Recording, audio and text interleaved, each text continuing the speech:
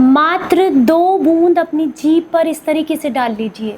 इतना करने मात्र से आपके शरीर को ढेर सारे लाभ मिलते हैं। ये आयुर्वेद की सबसे ताकतवर औषधियों में से एक है। बस आपको सही तरीके से इसकी पहचान होनी चाहिए और इसका इस्तेमाल करना आना चाहिए। उम्मीद करती हूँ आज की ये जानकारी आप सभी को बेहद पसंद आएगी। अगर आपको पसंद आए तो इसे औरों के साथ भी ज़रूर शेयर कीजिएगा। Hello everyone, welcome back. मैं हूँ आपकी दोस्त मधु। क्या कभी आपने द्रोण पुष्पी के बारे में सुना है?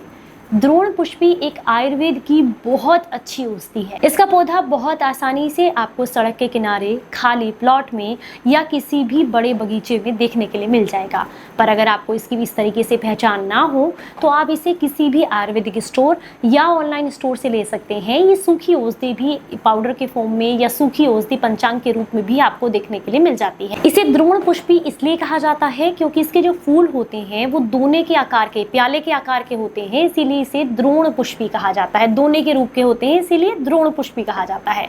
और इंग्लिश में इसे ल्यूकस एस्प्रा के नाम से भी जाना जाता है। इंग्लिश में इसका एक दूसरा नाम थम्पे भी है और इसके नामों की और भी लिस्ट सामने स्क्रीन पर आप आसानी से देख सकते हैं ताकि आसानी से आप इसकी पहचान कर सकें। और अगर आपके यहाँ इसे किसी और नाम से जाना जाता है तो मुझे कमेंट बॉक्स में जरूर बताइएगा ताकि सभी लोगों को इसकी पहचान हो सके। द्रोण पुष्पी जो होती है ये वातनाशक होती है, पित्तनाशक होती है और कफनाशक भी होती है। ये आपके शरीर के त्रिदोष को शांत करने का काम करती है। शरीर में किसी भी तरह की गांठ है उसको घोलने का काम करती है। एंटी कैंसर की तरह बॉडी पर काम करती है। जॉइंट्स पेन में आपको रिलीफ देने का काम करती है। इसके बहुत सारे फायदे हैं। चलिए एक एक करके इसके फायदों के बारे में जानते हैं और किस तरीके से फिर आपको इसको इस्तेमाल करना है, चलिए ये भी आपको बताएंगे। तो सबसे पहला फायदा इसका इस चीज़ के लिए है कि अगर आप चाहते हैं कि आपके पेट में किसी तरह के अल्सर हैं, इन्फेक्शन है, इंडाइजेशन से रिलेटेड आप किसी समस्या से परेशान हैं तो आप इसका इस्तेमाल ज़रूर करें। ये अपच की समस्या को दूर करती है। अगर आप बहुत लंबे समय से सर्दी, खांसी, जुकाम, कमज़ोर इम्यूनिटी से परेशान हैं तो ऐसे में इसकी पत्तियों का रस निकाल लें और 4-5 बूंदे इसकी पत्तियों का रस और आपको लेना है 1 चम्मच शहद, उसमें मिला करके इसका अगर सेवन किया जाए रात को सोने से पहले या सुबह खाली पेट तो ये पुरानी से पुरानी खांसी की समस्या को जड़ से खत्म कर देती है। अगर आपको अपच और गैस, एसिडिटी, ब्लॉटिंग बहुत ज़्यादा रहती है तो ऐसे में इसकी पत्तों की सब्जी बना करके खाना, साग बना करके लेना या इसका पाउडर भी आप इस्तेमाल कर सकते हैं। ये भी आपको काफ़ी लाभ देता है। अगर आप बहुत लंबे समय से खून की कमी, फैटी लिवर की समस्या से परेशान हैं या किडनी में किसी तरह का इन्फेक्शन है तो ऐसे में इसकी ताज़ी पत्तियों का 5 से 10 ml की मात्रा में रस और साथ में थोड़ा सा काली मिर्च और चुटकी भर सेंधा नमक अगर आप लेते हैं तो ये भी आपके जो है फैटी लिवर की समस्या को दूर करता है। इसके अलावा पीलिया की समस्या को दूर करता है। खून बढ़ाने में और खून को साफ करने में ये काफ़ी मदद करती है। इसके पंचांग का काढ़ा बना करके लेने से आपको गठिया के रोग में काफ़ी लाभ मिलते हैं। अगर जोड़ों में किसी भी तरह का दर्द है, घुटनों में सूजन है, कमर में दर्द है, साइटिका है, इन सब में इसका लाभ मिलता है अगर आप इसका पंचांग का काढ़ा बना करके लेते हैं।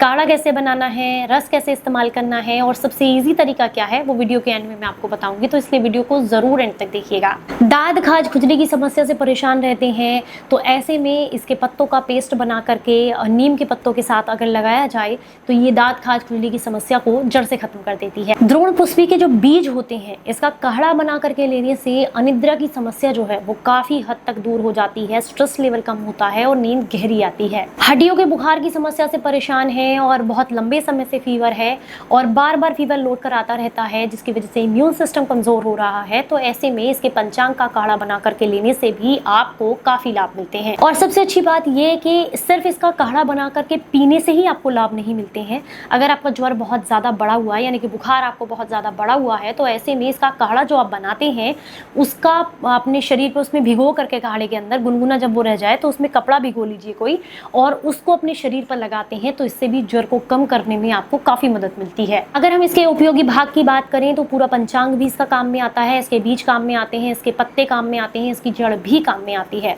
अगर हम इसके पाउडर की मात्रा की बात करें तो 2 से 3 ग्राम की मात्रा में इसका सूखा पाउडर लिया जा सकता है। काढ़े की बात करें करें तो काढ़ा 20 से 25 ml की मात्रा में लिया जा सकता है। रस की बात करें तो 10 से 20 ml तक इसका रस लिया जा सकता है एक बार में। ये मैंने मात्रा बता दी।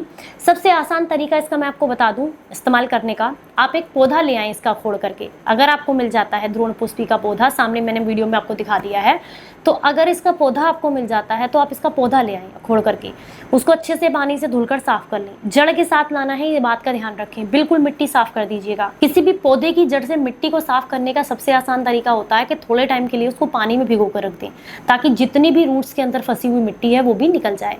उसके बाद आप इसे अच्छे से कूट छेद लें, कूट छेद करके इसका रस निकाल लें। किसी कांच की शीशी में आप इसको भर लें। इसमें से 2-3 बूंदें रोजाना दिन में किसी भी समय, रात को सोने से पहले या सुबह खाली पेट करेंगे तो बहुत ही बढ़िया है।